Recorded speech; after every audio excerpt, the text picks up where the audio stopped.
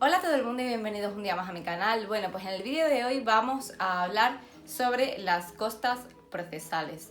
Las costas procesales realmente se refieren a los gastos derivados del procedimiento. Dentro de las costas se pueden englobar tanto las costas, digamos, de el procedimiento en sí, es decir, cuando se contrata a un perito, cuando se contrata a profesionales que vienen a dar un dictamen jurídico sobre jurídico o no, sobre el litigio, o también a las partes que representan pues a una de las partes, ¿no? Tanto a demandante como demandado, denunciante, denunciado. Y se refieren tanto a los gastos que ha tenido que asumir la parte referentes a abogado y a procurador.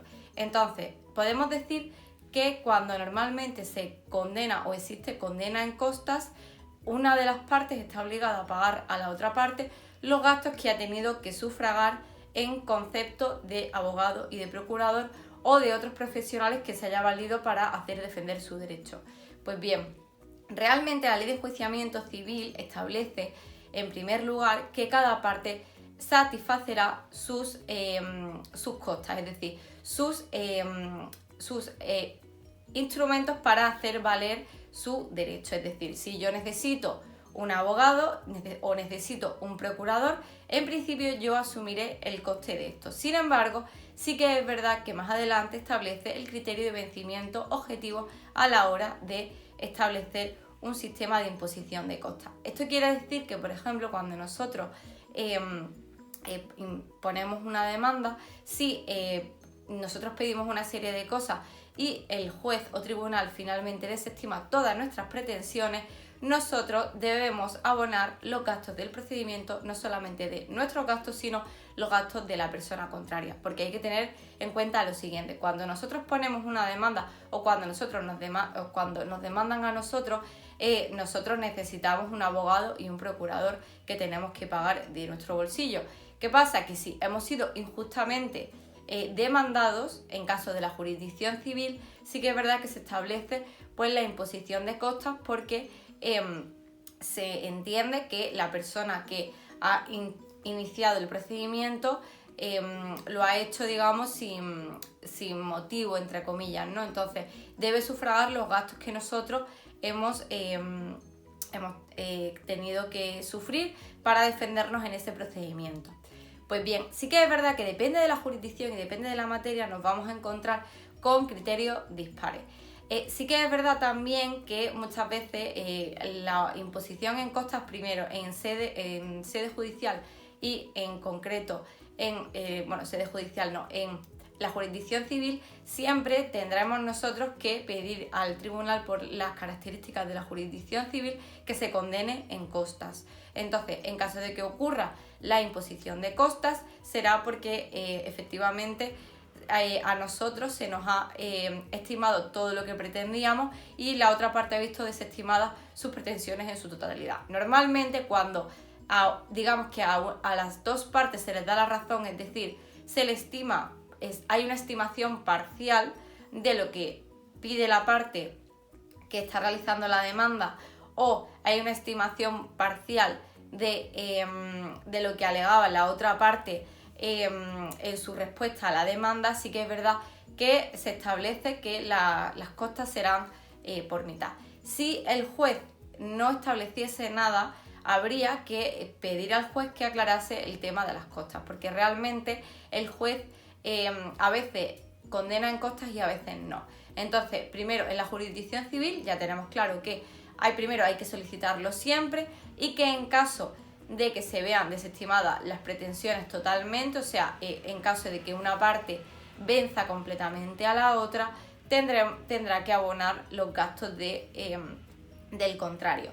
También es verdad que depende, o sea, por ejemplo, si nosotros interponemos una demanda y se ve que efectivamente nosotros teníamos la razón y nos estiman totalmente la demanda, nosotros tenemos derecho a que se nos abonen los gastos en los que hemos incurrido nosotros, porque se entiende que que nosotros no estamos demandando porque nos apetezca, sino porque no ha sido posible llegar a una solución extrajudicialmente y finalmente tenemos que acudir a juicio para que se nos estime nuestras pretensiones. Pues bien, sí que es verdad Que en la jurisdicción penal, por ejemplo, esto cambia, porque hay veces que el juez de lo penal no hace expresa imposición en costas, depende. Sí que es verdad que, bueno, yo pongo pongo una denuncia, no, pero yo, por ejemplo, pongo una querella. Si queréis saber la diferencia entre denuncia y querella, tenéis un vídeo en mi canal explicándolo. Creo que vais a entender bien las diferencias con ese vídeo. Bueno, la querella sí que es verdad que es importante tener en cuenta que cuando nosotros interponemos una querella, normalmente sí se nos desestima completamente lo que nosotros pedíamos y se estima que la persona es completamente, no ha cometido ningún delito o no se ratifican o no se verifican los hechos que nosotros interponíamos. Sí que es verdad que es posible que se nos condene en costas. Como ya digo, esto es una decisión del tribunal o del juez y no siempre va a ser así, y además tiene que haber condena expresa en costas. Ahora, digamos que una vez que hemos hecho un breve resumen, también se me olvidaba decirlo, en los casos en los que existen serias dudas de hecho o de derecho sobre el tema, normalmente el juez no suele condenar en costas, porque entiende que es, entre comillas, normal que nosotros, por ejemplo, si hay una parte que dice, en caso del derecho civil, por ejemplo, un tema de servidumbre, de fincas, y hay de verdad dudas serias sobre si eso es de una forma o de otra, es normal que una parte, digamos, como que se defienda su derecho y la otra parte entienda que también está defendiendo su derecho. Entonces hay que someterlo a un juez y el juez dice, pues efectivamente había serias dudas de hecho de derecho, yo lo he resuelto, pero no hay condena en costa, o sea, cada uno se paga su parte porque realmente ambos en principio podían tener razón o ambos en principio podían no tener razón, o sea, existían dudas. Pues bien, una vez que hemos resuelto la parte de la condena en costas, más o menos, pasamos a la parte sobre quién tiene derecho a cobrar las costas. Normalmente, cuando hay una imposición expresa en costas, el abogado inicia un procedimiento para reclamar esas costas. Se tasan las costas según unos baremos que hay, se los pasa al secretario judicial o letrado de la Administración de Justicia y aprueba las costas. Entonces ya se pueden reclamar. Existe, digamos, la deuda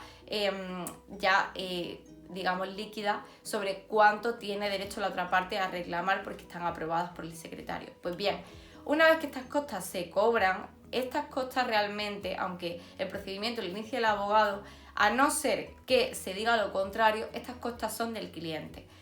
Hay muchas dudas porque realmente me preguntan, bueno, pero entonces tú cuando le pasas a la otra parte, digamos, los honorarios, ¿es lo que ha pagado el cliente? ¿Es más? ¿Es menos? ¿Qué cantidad es? Como ya digo, eso está tasado completamente y hay unos baremos. Entonces, si tú te sales del baremo, normalmente la otra parte no va a aceptarlo.